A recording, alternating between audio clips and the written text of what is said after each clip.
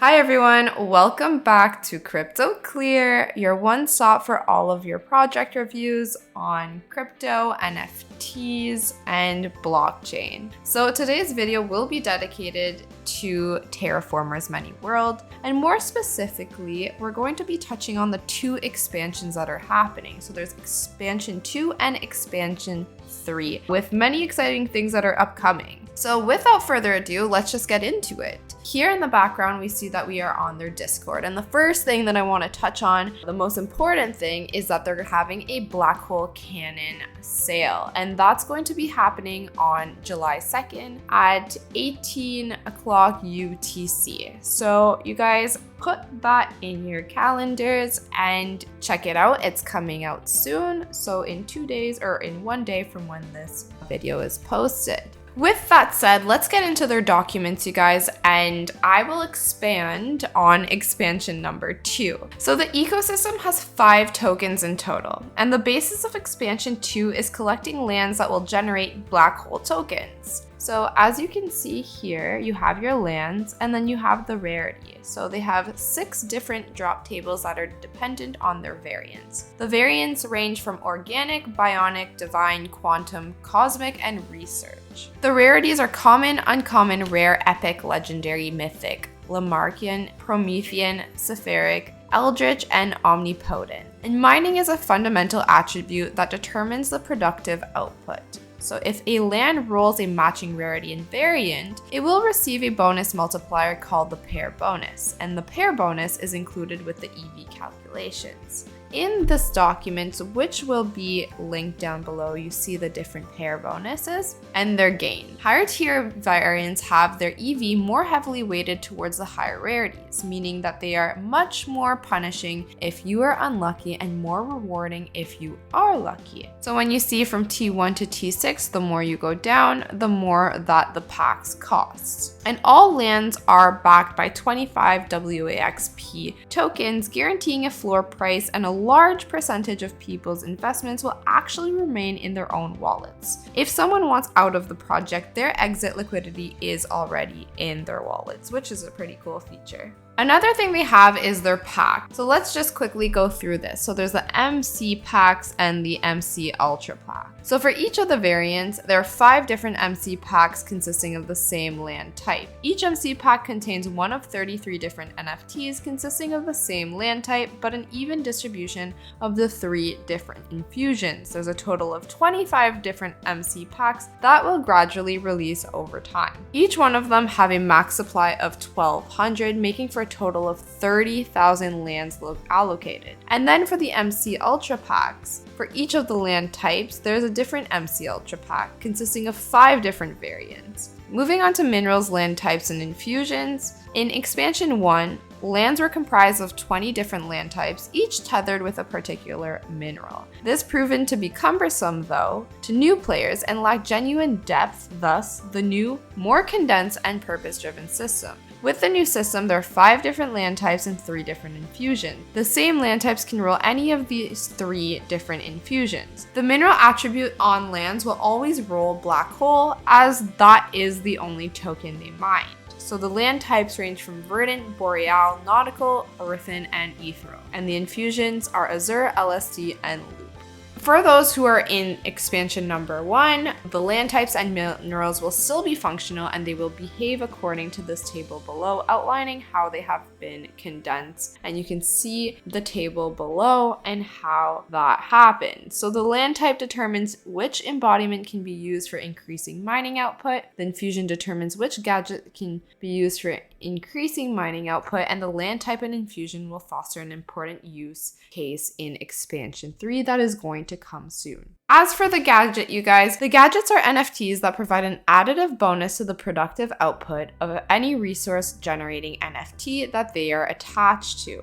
The embodiments are a 2K x 2K AI generated PFPs that provide an extra multiplier to the productive output of any resource generating NFTs that they are attached to. So the extra multiplier is outside of safety. Then there are sets, so some organic, bionic, divine, quantum, and cosmic lands will have set attributes indicating that they are a part of a set that can be completed. There are a total of 89 sets spanning the entire lands collection, so research variant lands and alternate arts lands will never be in a set. So completing a set unlocks extra functionality for your Blackhole Cannon, further increasing crafting efficiency. The completion of the set also grants a role on the TFMW Discord, which we were previously on, exhibiting your achievements in collecting. So that kind of summarizes what's going to happen in expansion 2, you guys. There are many different aspects, but like I said, the main purpose is that you mint a land and you get WXPs in tokens. But how does it all work, you guys? Well, TerraLab is where all the crafting takes place. The TerraLab makes use of an internal wallet due to blockchain limitations of being able to transfer multiple tokens in one action. The contract for TerraLab is Terraform Lab, and it is available on their documents. There isn't a fee.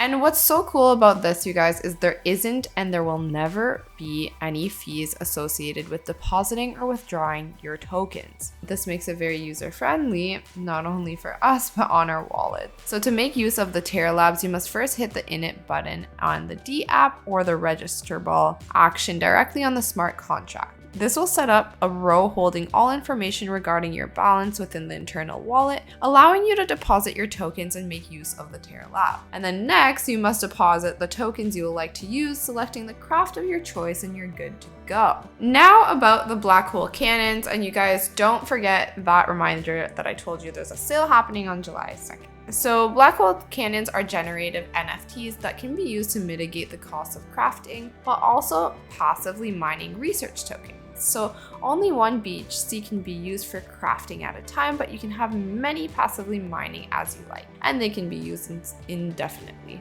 The max supply is 5,000, the cost is 50 USD. They cannot be crafted, but only acquired via the drop. Will be the only NFT that will ever release that provides cost mitigation. They will carry over and have indefinite extensive application beyond expansion 2 and access to eGMP mining pool, receiving 40% off all research tokens mined from the GGMP.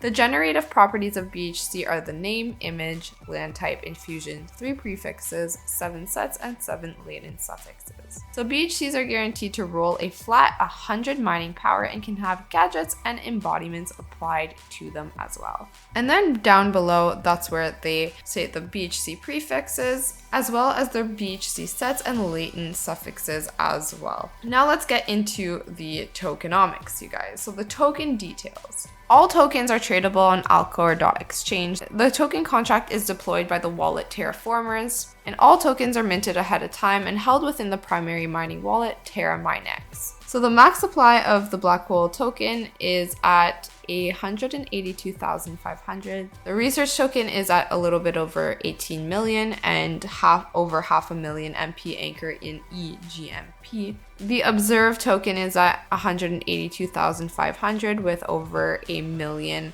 in the MP anchor in eGMP. The discover one is at 18,250 and then over 2.5 million in the MP anchor eGMP. And the last token, the ENCPT, is at 1.8 thousand and 3.7 million MP anchor in GMP. But now to get deeper into it, you guys, let's look at the deflationary wax model. All TFMW's lands are backed, like I said, by $25 WXP, with the exception of some of the earlier booster pack lands, such as Spectral and Celestial. The deflationary wax model strengthens the NFT collections through 3 important mechanisms. We have A, B, and C. Starting with A, as more players invest into TFMW, the supply of wax P decreases, resulting in an increase in value per wax P, ultimately increasing the value of the entire blockchain and all collections.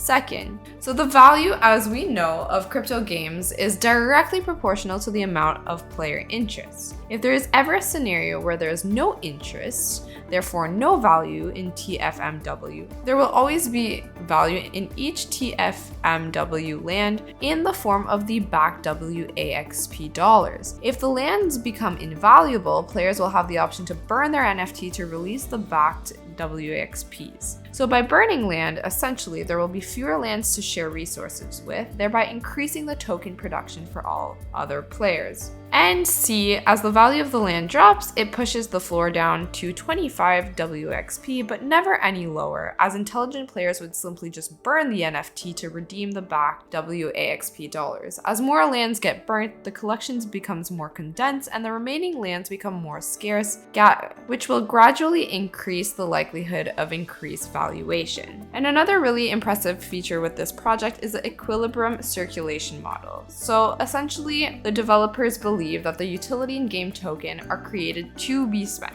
So to encourage this behavior, they've developed this model, wherein mining difficulty increases as more people hold tokens, while mining difficulty decreases as players spend tokens. So this also means that the players are able to make mining more difficult for other players simply by holding the tokens. And a key thing to note is that the supply and circulation will never reach the maximum supply. So you guys can take a look at the formula to see how it works. And this is the one in front of you. Quickly going through the mining, after being initiated, each resource generating NFTs will begin to passively mine tokens. When the mine is collected, the tokens are transferred over from the respective mining wallet. And then there are 3 mining wallets that work in tandem with one another in this project. As for the research, burning certain NFTs reward the research token, so the amount will depend on the mining power of the NFT itself. But essentially, lands can be burnt to yield their research tokens, gadget can also be burnt, and the NFTs introduced in the future will also yield research upon burning. Okay, so now that we've covered expansion 2, the tokenomics, now we're going to quickly look over expansion 3, which will include the robot game.